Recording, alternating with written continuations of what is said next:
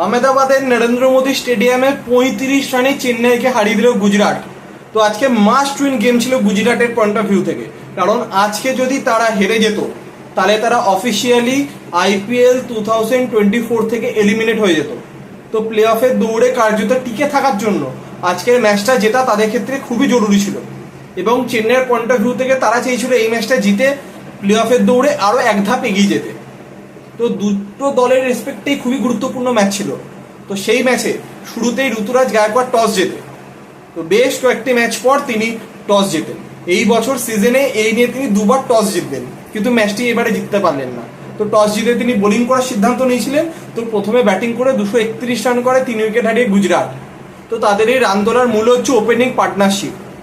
210 রানের পার্টনারশিপ হয়েছে opening partnership, দুর্দান্ত। তো শুভমান গিল এবং সাই সুদর্শন দুজনেই সেঞ্চুরি করেছেন। কার্যত সিএসকের বোলারদেরকে নিয়ে ছিনিমিনি খেলেছে তারা, দুর্দান্ত। প্রথম 15 ওভারে 190 রান 0 উইকেটে। তো এক্সপেক্ট করাই গেছিল যে রানটা 250 অ্যাবাভ যাবে, কিন্তু লাস্ট 5 ওভারে দুর্দান্ত বোলিং করে সিএসকে, প্রপার লাইন লেন্থ। তো তার সুবাদেই রানটি 231-এ গিয়ে আটকে যায়। তো ফাইনালি 210 রানের মাথাতে সাই সুদর্শনকে আউট করে তুষার দেশপান্ডে 18 নম্বর ওভারে, এবং সেই ওভারে শুভমান গিলকেও আউট করে তুষার দেশপান্ডে। তো প্রথম উইকেট পড়ার পর নামে ডেভিড মিলার, এবং সেকেন্ড উইকেট পড়ার পর নামে শাহরুখ খান। তো এই দুজন মিলে সেরকম কোনো বড় ইনিংস খেলতে পারেনি, ম্যাচ ফিনিশ করতে পারেনি। তো লাস্ট বলেতে শাহরুখ খান তিনি রান আউট হন, এবং 231 রানে 3 উইকেটে শেষ হয় গুজরাটের ইনিংস। তো IPL ইতিহাসে গুজরাটের সর্বোচ্চ স্কোর ছিল 233। তো আজকে ভাবা গেছিল যে ইজিলি এটা কভার হয়ে যাবে, কিন্তু তা হয়নি। এবং সিএসকে যেভাবে বোলিং করেছে খুবই হতাশাজনক। তাদের ক্ষেত্রে ভালো বোলিং করেছে তুষার দেশপান্ডে, 2টি উইকেট নিয়েছেন, এবং শার্দুল ঠাকুর ভালো বোলিং করেছেন। তো 15 ওভারে যখন 190, 16 নম্বর ওভারটি করতে আসে শার্দুল ঠাকুর, কার্যত তিনি দেখিয়ে দেন যে এই পিচেও, এই ফ্ল্যাট পিচে বোলিং করা উচিত। তো তারপরে টাইম আউট হয়, টাইম আউটে সিএসকে প্রপার প্ল্যানিং করে নেয়, এবং সেই অনুযায়ী বোলাররা বল করে এবং গুজরাটকে 231-এ আটকে দিতে পারে। আমরা যদি গুজরাটের ব্যাটিং লাইন আপ দেখি, সাই সুদর্শন 51 বলে 103, 5টি 4, 7টি 6, স্ট্রাইক রেট 201। শুভমান গিল 55 বলে 104, 9টি 4, 6টি 6, স্ট্রাইক রেট 189। ডেভিড মিলার 11 বলে 16 নট আউট, এবং শাহরুখ খান 3 বলে 2 রান আউট হয়েছে। এবং বোলিংয়ে শান্তনাথ 2 ওভারে 31, তুষার দেশপান্ডে 4 ওভারে 33, 2 উইকেট। শার্দুল ঠাকুর 4 ওভারে 25, কোনো উইকেট নেয়নি। সামারজিৎ 4 ওভারে 60, খুব এক্সপেন্সিভ আজকে তিনি। জাদেজা 2 ওভারে 29, এবং ডেরিয়াল মিচেল 4 ওভারে 52। তো 231 রানে শেষ হয়ে যায় গুজরাটের ইনিংস। তো 232 চেস করতে হতো সিএসকে কে। তো তাদের দিক থেকে অজিঙ্কা রাহানেকে অ্যাজ এ ইম্প্যাক্ট প্লেয়ার নামানো হয় তুষার দেশপান্ডের জায়গাতে, এবং সন্দীপ ওয়ারিয়ারকে নামায় Gujarat as a impact player Sai সুদর্শনের জায়গাতে। তো সিএসকে রয়ে ব্যাটিং করতে নামে অজিঙ্কা রাহানে এবং রচিন রবীন্দ্রা। তো ফার্স্ট ওভারে উমেশ যাদব বোলিং করতে আসে, এবং ফার্স্ট ওভারে রচিন রবীন্দ্রা তিনি রান আউট হন। তারপর সেকেন্ড ওভারে অজিঙ্কা রাহানেকে আউট করে সন্দীপ ওয়ারিয়ার, এবং তারপর উমেশ যাদব আউট করে ঋতুরাজ গায়কোয়াড়কে। তো প্রথম 3 ওভারের মধ্যেই 3 উইকেট হারিয়ে ফেলে সিএসকে। তো কার্যত তারা 232 চেস করতে নেমে কার্যত তারা ব্যাকফুটে চলে যায়। তো সেখান থেকে ম্যাচের হাল ধরে ডেরিয়াল মিচেল এবং Moeen Ali. Daryl Mitchell half century complete করেন। এই দুজনের রানের সুবাদে একটা সম্মানজনক জায়গায় দল গেছিল। তারপর এরা যখন আউট হয় শিবম দুবে নেমেছিল, শিবম দুবে আজকে 21 রান করেছে। তো তারপর একে একে উইকেট পড়তে থাকে। তো ফাইনালি 196 রানে 8 উইকেটে শেষ হয়ে যায় সিএসকে ইনিংস। তো শেষ অব্দি ধোনি নট আউট ছিলেন 11 বলে 26 রানে। তিনি 3টি 6 মেরেছেন, 1টি 4। তো লাস্ট ওভার বোলিং করতে এসেছিল গুজরাটের হয়ে রশিদ খান, এবং সামনে ব্যাটিং করছিল MS ধোনি। তো প্রথম 2 বলে 2টি 6 মেরেছিল ধোনি, তারপর 3টি ডট বল, এবং ইনিংসের লাস্ট বলে 4 মেরে শেষ করে সিএসকে।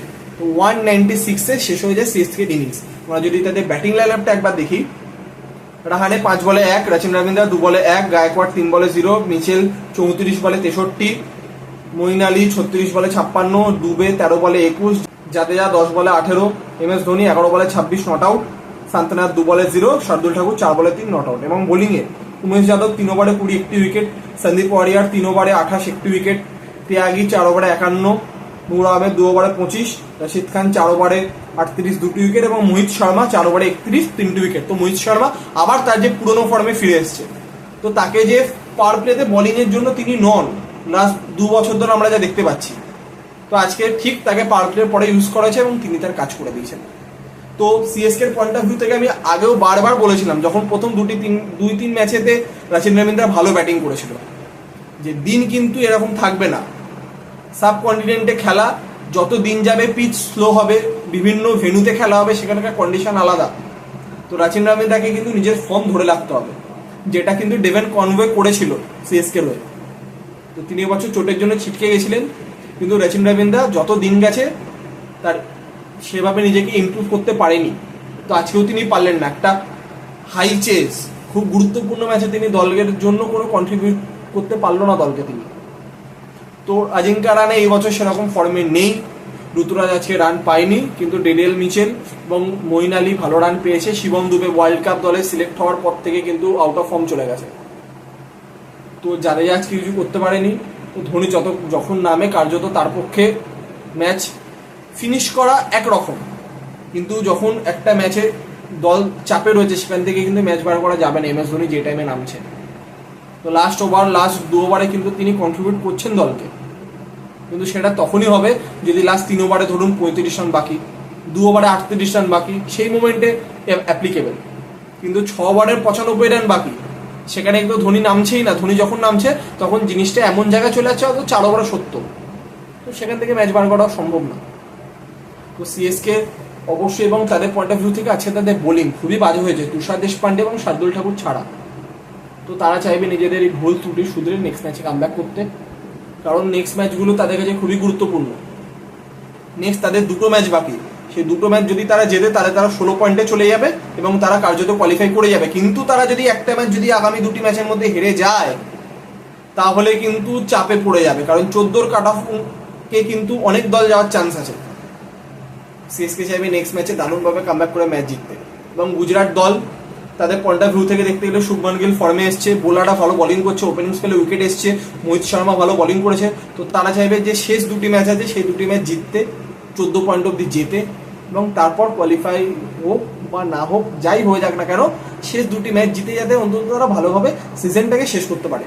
তো এই পয়েন্ট অফ ভিউ থেকে তারা অবশ্যই চাইবে নেক্সট 2টি ম্যাচও খুব ভালোভাবে খেলতে।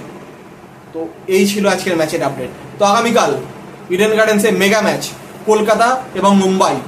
তো KKR চাইবে ম্যাচ জিতে কোয়ালিফাই করে যেতে প্লে অফের জন্য, এবং মুম্বাই চাইবে নিজেদের সম্মান বাঁচাতে একটি ম্যাচ জিততে।